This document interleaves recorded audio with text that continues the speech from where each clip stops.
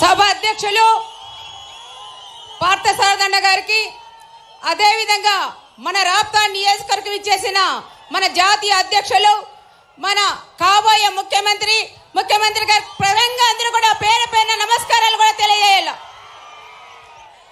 ముఖ్యంగా రాప్తా నియోజకవర్గం తెలుగుదేశం కుటుంబ సభ్యులకు, యువతకు, మహిళా సోదరీమణులకు అందరికీ ఎండ అనేది కూడా లెక్క చేయకోకుండా 9:30కే వచ్చారు సార్. ఈ నియోజకవర్గంలో ఎప్పుడు సార్ వస్తారు, సార్ని చూడాలని ఎంత ఆనందంగా ఈరోజు ఎండ అనేది లెక్క చేయకోకుండా ఉండే వాళ్ళు ఎవరంటే రాప్తా నియోజకవర్గం ప్రజలను కూడా చెప్పొచ్చు సార్.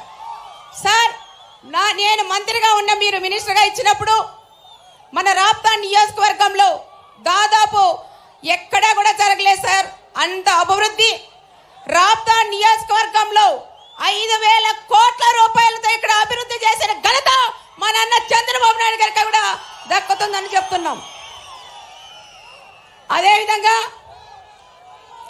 ఈ మన తెలుగుదేశం ప్రభుత్వంలోనే దాదాపు పేరూరు ప్రాజెక్టుకి 804 కోట్ల రూపాయలు కూడా శాంక్షన్ చేసిన మా అన్న చంద్రన్నను కూడా మేము గొప్పగా చెప్తున్నాం సార్.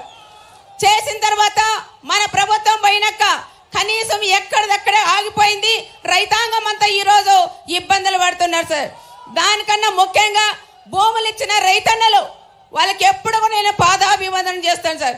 డబ్బులు ఇంతవరకు 1 రూపాయి రాకపోయినా మళ్ళీ మన సార్ చంద్రబాబు నాయుడు గారు వస్తారు, మాకు డబ్బులు వస్తాయనేది ఒక ఆశతో నమ్మకంతో మా రాప్తాల్లో కూడా ఉన్నారు సార్. అదేవిధంగా సోమరవానపల్లి రిజర్వాయర్ కూడా అది పూర్తి చేయించాలని ప్రత్యేకంగా మా రైతులందరి తరఫున నేను సార్ కూడా నేను కోరుకుంటున్నాను. పుట్టకనం రిజర్వాయర్ కూడా అయింది సార్, అది కూడా క్యాన్సిల్ చేసి 3 ముక్కలు చేసిన ఘనత ఎవరంటే ఒక ప్రకాష్ రెడ్డి అని కూడా మనం చెప్పొచ్చు సార్.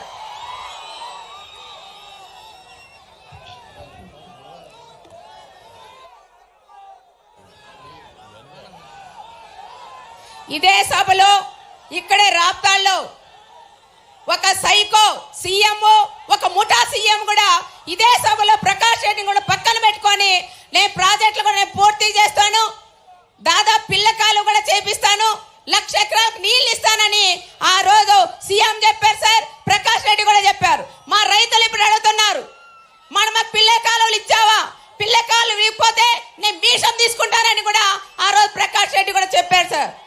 ఎందుకంటే ఏదో సులభం అనుకుంటారు, ఏది చెయ్యాలన్నా మన అన్న చంద్రబాబు నాయుడు గారు చేయాలి తప్ప ఏ ప్రకాష్ రెడ్డి కాదు. ఒక సైకో సీఎం, ఒక ముఠా సీఎం, ఒక ఫ్యాక్షన్ సీఎం కూడా ఫ్యాక్షన్ ని వ్యతిరేకించేది మన అన్న చంద్రబాబు నాయుడు గారు, ఫ్యాక్షన్ పోషించేది జగన్ రెడ్డి గారు అని కూడా మేమందరం కూడా గుర్తు చేస్తున్నాం సార్. ఇదే నియోజకవర్గంలో దాదాపు 3,000 పైన నాతో పాటు నా కొడుకుతో పాటు ఎంతో మంది కార్యకర్తల మీద 3,000 కేసులు పెట్టిన ఘనత కూడా ఈ రాప్తాడికే దక్కుతుంది సార్. అనంతపురం జిల్లాలో కూడా ఎక్కడా కూడా లేదు.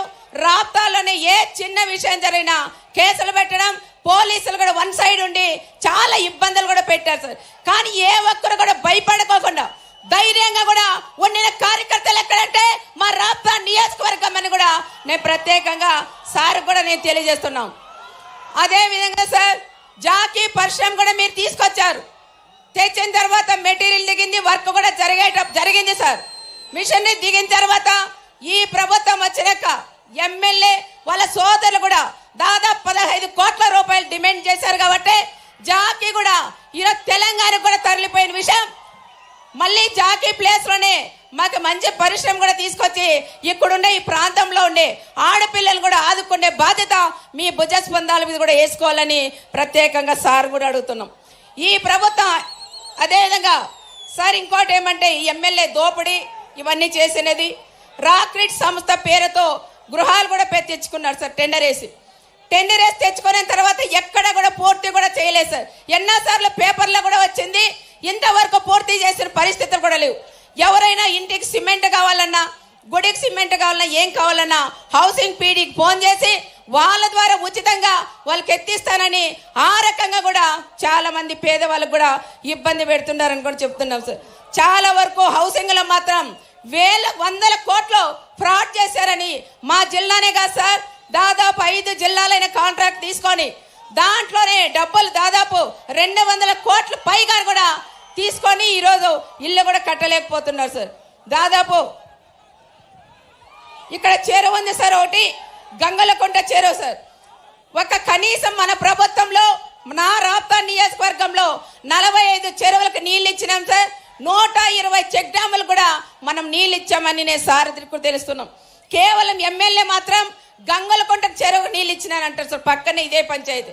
కానీ గంగలకుంటకి కేవలం ఒక్క రోజు మాత్రమే గంగలకుంటకి కూడా నీళ్ళు ఇచ్చారు సార్.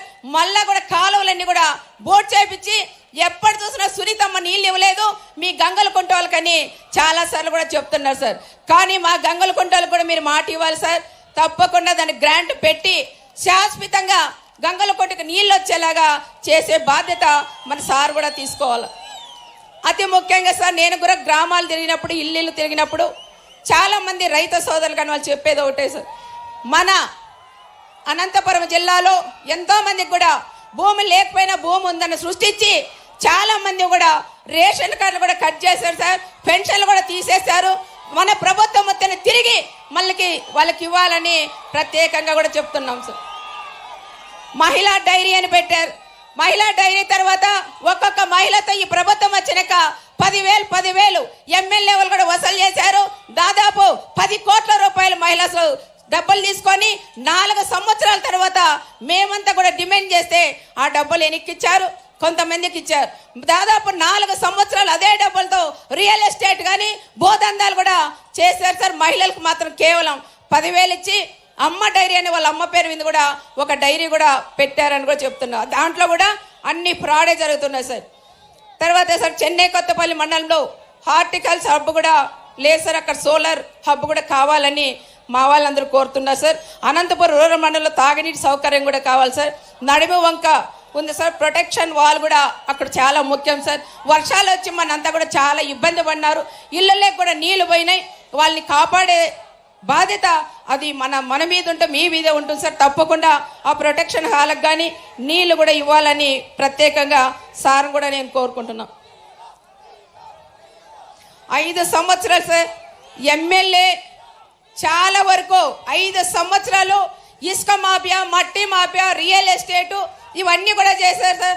ఇంతకుముందు ఆయన ఎమ్మెల్యే కాకముందు ఫస్ట్ నిలబడినప్పుడు నా బనీనంతా బొక్కలే ఉన్నాయి, నేను ఇల్లు అమ్ముకున్నాను, ఈసారి నన్ను గెలిపిపోతే నాకు పూలహారం వేయాలని చెప్పిన నాయకుడు ఒక తోపు బ్రదర్స్ అని నేను సార్ కూడా చెప్తున్నాం. మరి ఈరోజు బొక్కలు పడిన బనీన్ ఎక్కడుంది? నీ బొక్క ఆ రోజు బొక్కలు ఉన్నాయి, ఈ రోజు అన్ని కూడా హౌసింగ్ కూడా బొక్కలు పెట్టి దోసుకునే నాయకుడు ఒక తోపు బ్రదర్స్ అని కూడా మనం చెప్పవచ్చు.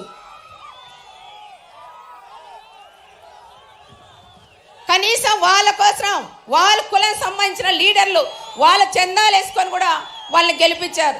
గెలిచిన తర్వాత ఎస్సీలు కానీ, ఎస్టీలు కానీ, మైనార్టీలు కానీ, ఓసీలు కానీ గెలిపించిన తర్వాత కనీసం వాళ్ళ గేట్ దగ్గర కూడా గేట్ తగలే కూడా లేకుండా చేసిన వ్యక్తి ఒక ప్రకాష్ రెడ్డి అని కూడా నేను తెలియజేస్తున్నాను సార్.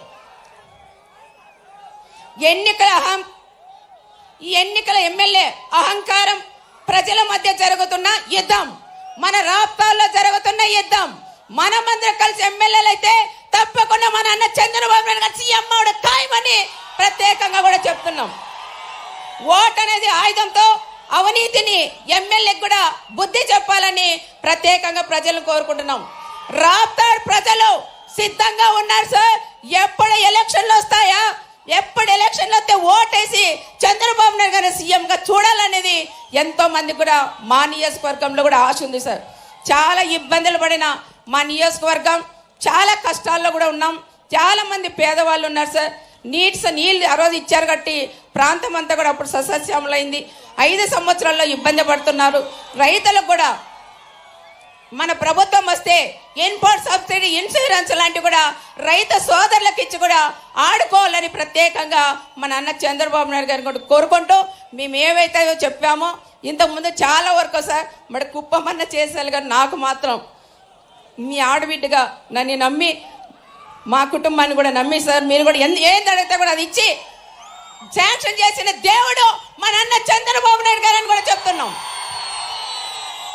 ఎప్పుడు కూడా మా కుటుంబం మీకు అండగా తోడుగా ఉంటుంది సార్. ఎన్ని కష్టాలు వచ్చినా కూడా మేము ఎవరు కూడా పక్కా పోమని ప్రత్యేకంగా చంద్రబాబు సార్ కూడా నేను తెలియజేసుకుంటూ మాకు ముఖ్యంగా పేరూరు ప్రాజెక్ట్కి ఇచ్చిన భూములకి రైతన్నలకు కూడా మీరు వెంటనే మన ప్రభుత్వం వస్తేనే వాళ్ళకి వెంటనే కూడా డబ్బులు ఇవ్వాలని సార్ కూడా తెలియజేసుకుంటూ సైకో పోవాలి, సైకో పోవాలి, సైకో పోవాలి, చంద్రన్న రావాలి, చంద్రన్న రావాలి.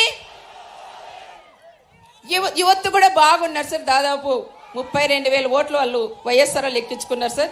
అవన్నీ కూడా ఇప్పుడు తీసేపించాను, దొంగ ఓట్లు కానీ ఇవన్నీ. మళ్ళీ 30,000 ఓట్లు కూడా ఎక్కించాను. ఘనతలు మా క్లస్టర్లు, కన్వీనర్లు, యూనిట్ ఇన్ఛార్జ్లు, బూత్ కన్వీనర్లు, లీడర్లు అందరూ బాగా కష్టపడి పనిచేస్తారు సార్. ఇక్కడికి వచ్చేసిన మీకు అందరికీ కూడా పేరు పేరున నమస్కారాలు కూడా తెలియజేసుకుంటూ సెలవు తీసుకుంటాం.